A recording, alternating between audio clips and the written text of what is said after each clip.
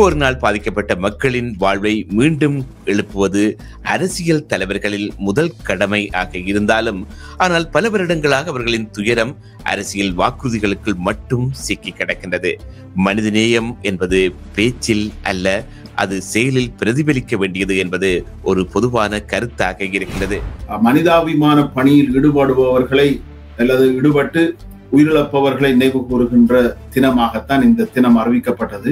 இதில் இருக்கின்ற மிக துன்பமான விடயம் என்னவென்றால், அல்லது கவலை தருகின்ற விடயம் என்னவென்றால், இந்த தினம் ஐநா சபையால் அறிவிக்கப்பட்டது 2009 ஆண்டு. அதே ஆண்டில் தான் அந்த மனிதாபிமான தினம் அறிவிக்கப்பட்ட அதே ஆண்டில் மனிதாபிமானமற்ற முறையில் இந்த மனிதாபிமான பணி செய்தவர்கள் நாட்டிலிருந்து வெளியேற்றப்பட்டு, இலங்கையிலிருந்து வலுக்கட்டாயமாக வெளியேற்றப்பட்டு, குறிப்பாக வன்னி பிராந்தியத்திலிருந்து வெளியேற்றப்பட்டு, அங்கு எல்லோருக்கும் தெரிந்த சர்வதேசத்துக்கு சாட்சியம் உள்ள வகையில் கூட மனித படுகொலைகள் நடந்த 2009 ஆண்டில் தான் இந்த மனிதநேய ஆண்டாக வருடாந்த நினைவு கூறணும் என்பதை அறிமுகப்படுத்தப்பட்டது. ஐநா 60 மில்லியன் கருப்பினத்தவர்களை கொண்ட வரலாறுகள் கூட இருக்கின்றன. அதை கொண்டவர்கள் யார்? இப்போது உலகிலே தாங்கள் தான் ஜனநாயக ஜாம்பவான்கள் என்று பீத்திக் கொள்ளுகின்ற இந்த மேற்குலகவாதிகள் தான் அவர்களை கொண்டு குவித்தார்கள். இப்படி வரலாற்று ரீதியாக பார்த்தீர்கள் என்றால் 1915 ஆர்மேனியன் 1.8 மில்லியன், 1932-33 காலப்பகுதியில் உக்ரைனில் கூட புலக்ஸ் என்ற ஒரு இனம் 7 மில்லியன் புலக்ஸ் இனத்தவர்கள் கொல்லப்பட்டார்கள். இப்படி வரலாற்று ரீதியாக 37 நாங்கிங் படுகொலை 3 லட்சம், 39-45 உலகப் போரிலே, 2ஆம் உலகப் போரிலே 6 மில்லியன் யூதர்கள் கொல்லப்பட்டார்கள். இருந்தாலும் கூட யூதர்கள் எதற்காக கொல்லப்பட்டார்களோ, அவர்கள் நாடில்லாமல் எங்கெல்லாம் தெரிந்து இறுதியாக ஒரு சிறிய நாட்டை பெற்றுக் கொண்டார்களோ, அவர்களே இன்னும் ஒரு நாட்டவரை அல்லது இன்னும் ஒரு இனத்தவரை மிக மோசமாக படுகொலை செய்கின்ற, அப்பட்டமாக படுகொலை செய்கின்ற மிக மோசமானது இப்போது பேசிக் கொண்டிருக்கும் இந்த காலத்தில் நடந்து கொண்டிருக்கிறது. இப்படி இந்தோனேஷியாவில் 5 லட்சம், கம்போடியாவில் 2.2 மில்லியன், கிழக்கு தீமோரில் 2 லட்சம், கௌதமாலாவில் 2 லட்சம், குர்தீஸ் இனத்தவர்கள் ஈராக்கிலே 2 லட்சம் பேர் கொல்லப்பட்டார்கள். பொஸ்னியாவில் 2 லட்சம் பேர் படுகொலை செய்யப்பட்டார். ருவண்டாவில் 1 மில்லியன். எங்களது தமிழீழத்தில் சொல்லவே தேவையில்லை, எல்லாமாக கூட்டி பார்த்தால் 2009 மட்டும் என்று பார்க்காமல் இன அழிப்பு ஒட்டுமொத்தமாக பார்த்தால் 2 லட்சம் பேராவது படுகொலை செய்யப்பட்டிருப்பார்கள்.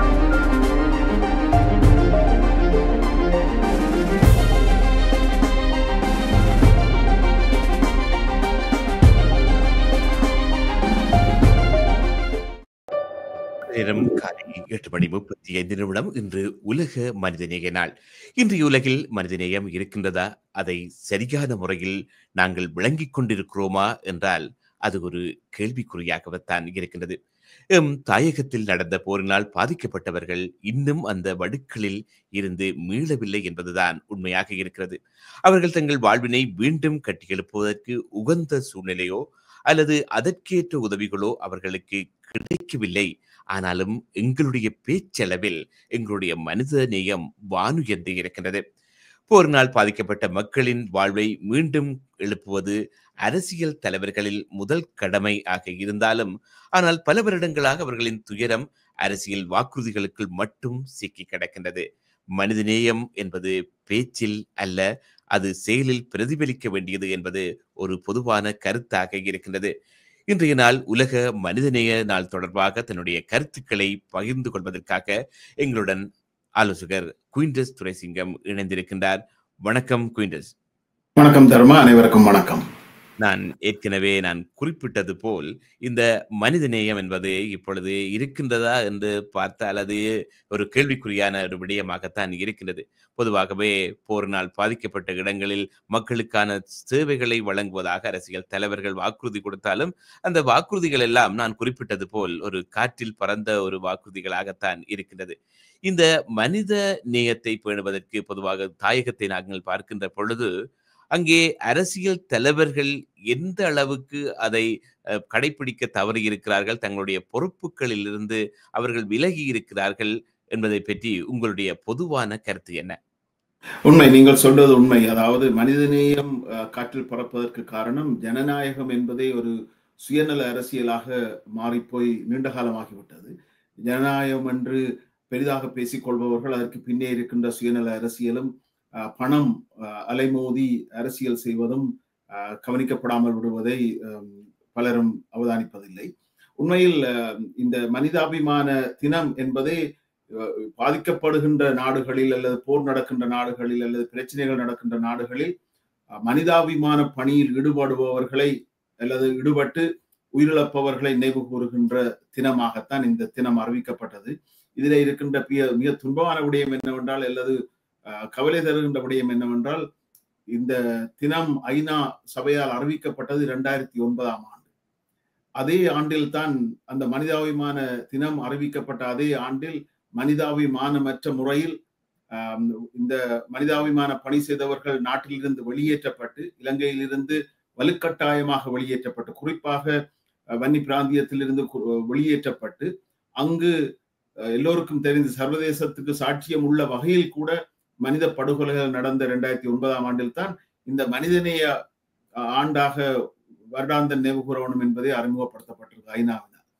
ஒவ்வொரு வருடமும் இதை நினைவு கூறும் பொழுது இந்த மனிதநேய ஆண்டில் ஒவ்வொரு தலைப்பை கொடுப்பார்கள். இந்த ஆண்டில் குறிப்பாக அவர்கள் கொடுத்திருப்ப 2025 ஆண்டிற்காக கொடுக்கப்பட்டிருப்பது உலகளாவிய ஒற்றுமையை வலுப்படுத்துவதும் உள்ளூர் சமூகங்களை மேம்படுத்துதலும் என்ற தலைப்பில் தான் இந்த ஆண்டு இது நினைவு கூறப்படுகிறது. இது மிக முக்கியமானது. ஏனென்றால் இலங்கை அரசு எப்படி இலங்கை தமிழர்களின் பிரச்சனையை சொல்லுகிறது என்றால், பாலஸ்தீனம் எல்லாம் அவர்கள் தனி நாடாக ஏற்கனவே ஓரளவிற்கு அங்கீகரிக்கப்பட்டு பிரச்சனைகள் பேசப்பட்டுக் கொண்டிருக்கின்ற நாடுகள், பல நாடுகளை சொல்வார், தார்ஃபாரா இருக்கலாம், வேறு நாடுகளை சொல்வார். ஆனால் இலங்கையை பொறுத்த மட்டில் அப்படி ஒன்றும் இல்லை, ஈழம் என்பதெல்லாம் பொய் கனவு என்பது போல, அப்படி ஒன்றுமே இல்லை என்பது போல பேசிக் கொண்டிருக்கும் பொழுது இந்த ஆண்டில் அவர்கள் கொடுத்திருப்பது உள்ளூர் சமூகங்களை மேம்பட, அதாவது இப்படி பாதிக்கப்பட்ட சிறுபான்மை இனங்கள் அல்லது இப்படி பாதிக்கப்பட்ட இனங்களை பிரதித்துவப்படுத்தியும் பேச வேண்டும் என்ற வகையில் ஐநா பேசி இருக்கிறது. அதனால் இந்த ஆண்டு உண்மையிலேயே முக்கியமான ஆண்டு, இந்த மனிதநேய தினத்திற்கான ஆண்டு. ஒவ்வொரு தனிநபர் மனிதநேயமும் வளர வேண்டும். அதே நேரத்தில் நாடுகளுக்கு இடையிலான மனிதநேயம் என்பது அளவுக்கு அதிகமாக மோசமாகிவிட்ட ஒரு உலகில் நாங்கள் இப்போது வாழ்கிறோம். நேரடியாக பார்த்து கொண்டிருக்க லைவ் டெலிகாஸ்டிங் நடக்கக்கூடியதாகவே குண்டளித்து மக்களை கொல்வதெல்லாம் நடப்பது அதற்கு மனிதாபிமானம் என்று சொல்லி பாவிக்க முடியாத அளவுக்கு வந்து. ஆமாம், நீங்கள் குறிப்பிட்டது போல் இந்த ஐக்கிய நாடுகள் போன்ற சர்வதேச அமைப்புகள் தொடர்ந்து மனிதநேய உதவிகள் குறித்து பேசுகின்றன. ஆனால் காசா, உக்ரைன் போன்ற எங்கள் தாயகத்திலும் போரின் காயங்கள் ஆழமாகவே இருக்கின்றன. சுகாதாரம், கல்வி, வாழ்வாதாரம் இவற்றில் பல இடங்களில் இன்னும் வெற்றிடங்கள் இருக்கிறதா தெரிகின்றது. உலக மனிதநேய நாள் இவர்களுக்கு நியாயமான உதவி சென்றடைகிறதா என்பதை ஒரு தரம் எங்கள் எல்லோரையுமே கேட்டு நிற்கின்றது. இப்போது நடைபெறும் ரஷ்யா, உக்ரைன் மற்றும் காசா போர்களை பார்க்கின்ற பொழுது போரில் சம்பந்தப்பட்ட நாடுகள் தங்களின் சுயலாபம், நீங்கள் ஏற்கனவே குறிப்பிட்டது போல தங்களின் சுயலாபம், தனிப்பட்ட நபர்களின் விருப்பு வெறுப்புகளுக்காக இந்த மனிதநேயத்தையே புறந்தள்ளி இருப்பதாக தெரிகின்றது. இதில் இருந்து இவர்கள் விடுபட வேண்டும். இந்த மனிதநேயத்தை இவர்கள் மதிக்க வேண்டும் என்றால் இந்த நாட்டு தலைவர்களிடமிருந்தோ அல்லது குறிப்பிட்ட குழுக்களிடமிருந்து என்ன மாதிரியான ஒரு மனப்பான்மை இருக்க வேண்டும் என்று நீங்கள் எதிர்பார்க்கின்றீர்கள்? மிகவும் கடுமையான ஒரு கேள்வி. அதாவது குழுக்கள் என்பதை விட இந்த நாட்டு தலைவர்கள் அல்லது நாடுகளை பிரதிநிதித்துவப்படுத்துபவர்கள் மக்கள் என்று வரும் பொழுது அனைத்து மக்களும், அந்த நாட்டில் உள்ள அனைத்து மக்களும் என்ற ஒரு உணர்வு நிலையை பெற வேண்டிய தேவை இருக்கிறது. அதனால்தான் இப்போது பார்த்தீர்களா என்றால் இந்த நடக்கின்ற மனித படுகொலைகள் நீண்ட காலமாக, வரலாறும் பார்த்தீர்களா என்றால் கூட நீண்ட காலமாக நடக்கின்ற இந்த படுகொலைகள், இன அழிப்புகள், இன சுத்திகரிப்புகள் எந்த ஜனநாயக சக்திகளையும், நடுநிலைவாதிகளை, வலதுசாரி இடதுசாரி கொள்கை நிலையாளர்களை, கம்யூனிச சோசலிச முதலாளித்துவ சமத்துவ சமாஜ அதிகார உலகையும் எந்த நாட்டையும் பட்டறிவு நிலைக்கு கொண்டு வந்ததாக தெரியவில்லை. அதனால்தான் உலகின் வரலாற்று ரீதியாக பார்த்தீர்கள் கூட ஏராளமான இன அழிப்புகள் உலகெங்கு நடக்கின்றன. 1800களில் நடந்த கருப்பின அவர்களை அடிமைகள் என்று சொல்லிக்கொண்டு அல்லது அவர்கள் இந்த உலகிலே வாழ தகுதியற்றவர்கள் என்று சொல்லிக்கொண்டு 60 மில்லியன் கருப்பினத்தவர்களை கொண்ட வரலாறுகள் கூட இருக்கின்றன. அதை கொண்டவர்கள் யார்? இப்போது உலகிலே தாங்கள் தான் ஜனநாயக ஜாம்பவான்கள் என்று பீத்திக் கொள்ளுகின்ற இந்த மேற்குலகவாதிகள் தான் அவர்களை கொண்டு குவித்தார்கள்.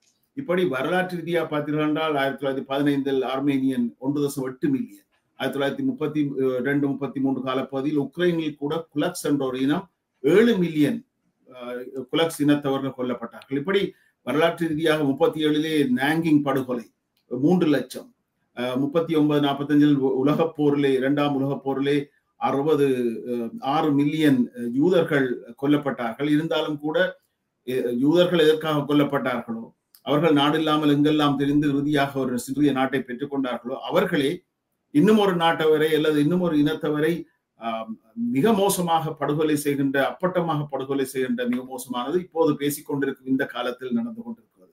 இப்படி இந்தோனேஷியாவில் 5 லட்சம், கம்போடியாவில் 2.2 மில்லியன், கிழக்கு தீமோரில் 2 லட்சம், கௌதமாலாவில் 2 லட்சம், குர்தீஸ் இனத்தவர்கள் ஈராக்கிலே 2 லட்சம் பேர் கொல்லப்பட்டார்கள்.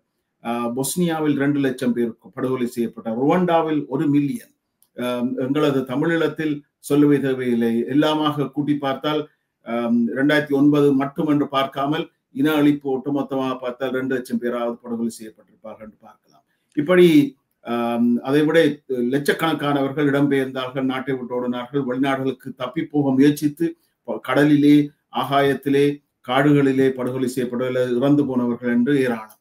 இப்படி வரலாற்று ரீதியாக பார்த்தீர்கள் என்றால் மனித நேயத்திற்கு எந்த தொடர்பும் இல்லாத அளவுக்குத்தான் நாடுகளின் ஜனநாயகம் இருக்கிறது என்பது கவலைக்குரிய விடயம்.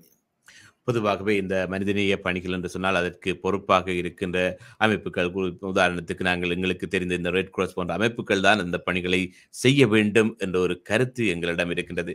இப்பொழுது இந்த வளர்ந்து வருகின்ற நாடுகளிலே, புலம்பெயர்ந்த நாடுகளில் மக்கள் இருக்கின்ற பொழுது பொதுவாகவே நான் தாயகத்தை எடுத்துக்கொண்டால் அங்கிருக்கின்ற மக்களுக்கான மனிதநேய பணிகளை செய்வதுகின்ற பொறுப்பு எங்களிடம் ஒவ்வொருவரிடமிருந்து இருக்கின்றது. அதாவது இந்த மனித நேயம் என்ற மனித நேயம் எங்கள் ஒவ்வொருவரின் மனதில் முதல் வர வேண்டும். எங்கள் மனதுகளில் வருகின்ற பொழுது அது ஒவ்வொருவரின் மாற்றங்கள் கொண்டு வந்து அது சமூகத்துக்கு மாற்றத்தை கொண்டு வரும். பொதுவாகவே தாயகத்தில் இருக்கின்ற மக்கள் இந்த போரினால் பாதிக்கப்பட்டு பல கஷ்டங்களை தொடர்ந்து அனுபவித்துக் கொண்டிருக்கிறார்கள். அதாவது நான் குறிப்பிட்டது போல் மீண்டும் தங்களுடைய வாழ்வாதாரத்தை கட்டி எழுப்புவதற்கு அல்லது மீண்டும் ஒரு சுமூகமான சூழ்நிலையை, அதாவது ஒரு சாதாரண வாழ்க்கையை வாழ்வதற்கு கூட இயலாமல் இருக்கிறார்கள். ஆனால் இங்கிருக்கின்ற பல அமைப்புகள் தொடர்ந்து அவர்களுக்கு உதவுகிறார்கள் என்பது நாங்கள் கண்டறிந்த உண்மை. அதே போல இன்னும் இங்கு இருக்கின்றவர்கள் புலம்பெயர்ந்த கனடாவில் மட்டுமல்ல, புலம்பெயர்ந்த நாடுகளில் இருக்கின்ற ஒவ்வொருவரும் ஏதாவது ஒரு உதவிகள் அந்த தாயகத்தில் இருக்கின்ற மக்களுக்கு செய்யலாம் என்பதுதான் எனது கருத்தாகவும் இருக்கின்றது. இப்படி பார்க்கின்ற பொழுது இந்த தாயகத்தில் இருக்கின்ற எங்களுடைய போரினால் பாதிக்கப்பட்ட மக்களுக்கு இங்கிருக்கின்றவர்கள் உதவுவதற்கு என்ன தடையாக இருக்கின்றது, அல்லது அவர்கள் அதை செய்வதற்கு மேலும் இந்த உதவிகளை தொடர்ந்து செய்வதற்கு எப்படியான முயற்சிகளை மேற்கொள்ளலாம் என்று நீங்கள் எதிர்பார்க்கின்றீர்கள்? தர்மா, நீங்கள் சொன்னது முற்றிலும் உண்மை. 100% அதை அப்படியே ஏற்றுக்கொள்ளலாம். ஒரு தனி மனித உணர்வு சரியாக இருக்கும் பொழுது உலகே சிறப்புறும். அதனால்தான் ஜான் எஃப் கென்னடி கூட சொன்னார், நான் என்ன செய்தேன் என்பதைத்தான் யோசிக்க வேண்டும். உலகம் என்ன செய்தது என்பது அடுத்த பிரச்சனை. ஆனால் நான் என்னத்தை கொடுக்கிறேன் என்பதை ஒவ்வொரு தனி மனிதனும் உணர வேண்டும். தனி மனித உணர்வில் இருந்துதான் இந்த அறம் பிறக்கிறது. அறம் போற்றும் வாழ்வை வாழ்வதனூடாகத்தான் ஒவ்வொரு தனி மனிதனும் தான் இந்த நாட்டில், இந்த உலகில் இருந்து செல்லும் பொழுது 4 பேராவது நல்லது சொல்ல வேண்டும் என்று நினைத்தாலே பல நன்மைகள் நடந்துவிடும். அதனால் இந்த உலகில் அறம் போற்றும் வாழ்வுக்கான தேவை இருக்கிறது. நாங்கள் வாழ்கின்ற இந்த கனடிய நாடு உண்மையிலேயே இந்த நாடும் இந்த மக்களும் போற்றத்தக்கவர்கள். நாங்கள் ஒரு விதத்தில் அதிர்ஷ்டக்காரர்கள் என்று சொல்லலாம். அவ்வளவுக்கு இந்த நாடு தனி மனித உணர்வை மதிக்கிறது, மனித மாண்பை மதிக்கிறது, மனித நேயத்தை மதிக்கின்ற ஒரு அற்புதமான ஒரு நாட்டில் நாங்கள் வாழ்கின்றோம். இந்த மேற்குலகில், குறிப்பாக கனடாவில் நிறம், ஜாதி, இனம், நாடு, மொழி, மதம் எதையுமே பார்க்காமல் அத்தனை பேரையும் அரவணைக்கின்ற ஒரு அற்புதமான நாட்டில் வாழ்கின்றோம். இந்த நாட்டிலே வாழ்கின்ற எம்மவர்கள், தமிழர்கள் ஏராளமானவர்கள் தாராளமாகவே உதவி செய்கிறார்கள். கடந்த காலத்திலும் நிறைய உதவி செய்திருக்கிறார்கள். எங்களது மண்ணை காப்பதற்காக மட்டுமல்ல, மண்ணில் வாழ்கின்ற மக்களின் ஏழ்மையை போக்குவதற்காக, அவர்களின் எழுச்சிக்காக, வளர்ச்சிக்காக, அவர்களின் நன்மைக்காக, கல்விக்காக ஏராளமாக உதவி செய்து வருகிறார்கள், வருகிறார்கள். தொடர்ந்தும் இவர்கள் அதிகமாக செய்ய வேண்டும் என்றது உண்மை. நீங்கள் சொன்னது உண்மை. இன்னும் பலரும் இதில் இணைந்து கொண்டு நமது மக்களுக்காக, மற்றது இங்கே இருக்கின்ற தேவையுள்ள மக்களுக்காக தொடர்ந்தும் மனித நேயத்தோடு செயற்பட வேண்டும். குறிப்பாக தனி மனித உணர்வு வரும் பொழுது எங்கள் குடும்பத்தில் கூட இன்னும் அதிகம் கணவனை மதிக்கின்ற, மனைவியை மதிக்கின்ற, பிள்ளைகளை மதிக்கின்ற, பிள்ளைகள் பெற்றோரை மதிக்கின்ற ஒரு நல்ல சமூகமாக மாறுவதற்கான உணர்வை இந்த நாள் எங்களுக்கு தர வேண்டும் என்றுதான் நாங்கள் எல்லாரும் விரும்ப வேண்டும். அதே ஆசிகளுடன் நானும் இந்த மனிதநேய நாள் எல்லோருக்குமே உலகத்தில் மட்டுமல்ல எங்கள் குடும்பங்களிலே எல்லோருக்குமே இந்த மனிதநேயத்தை கொண்டு வருகின்ற ஒரு நாளாகவும், இந்த மனிதநேயம் என்றால் என்ன என்பதை நினைவூட்டும் ஒரு நாளாகவும் இருக்க வேண்டும் என்பதுதான் என்னுடைய விருப்பமாகவும் ஆசையாகவும் இருக்கின்றது. நன்றி குயின்டஸ் துரைசிங்கம், இந்த வேளையில் இணைந்து கொண்டு உங்களுடைய கருத்துக்களை பகிர்ந்து கொண்டதற்கு. பிறிதொரு பொழுதில் சந்திக்கலாம். நன்றி. நன்றி தர்மா, வணக்கம். டிவிஐ யூடியூப் சேனலில் இணைந்திருக்கும் நேர்கள் அனைவருக்கும் எமது நன்றி. எமது காணொளி தொகுப்புகளை தொடர்ந்து நீங்கள் பார்வையிடுவதற்கு கீழிருக்கின்ற பெல் பட்டனை அழுத்துவதனூடாக நோட்டிபிகேஷனில் பல காணொளி தொகுப்புகள் உடனுக்குடன் உங்களை வந்து சேரும். அருகில் இருக்கின்ற முக்கிய காணொளி தொகுப்புகளையும் பார்வையிட தவறாதீர்கள்.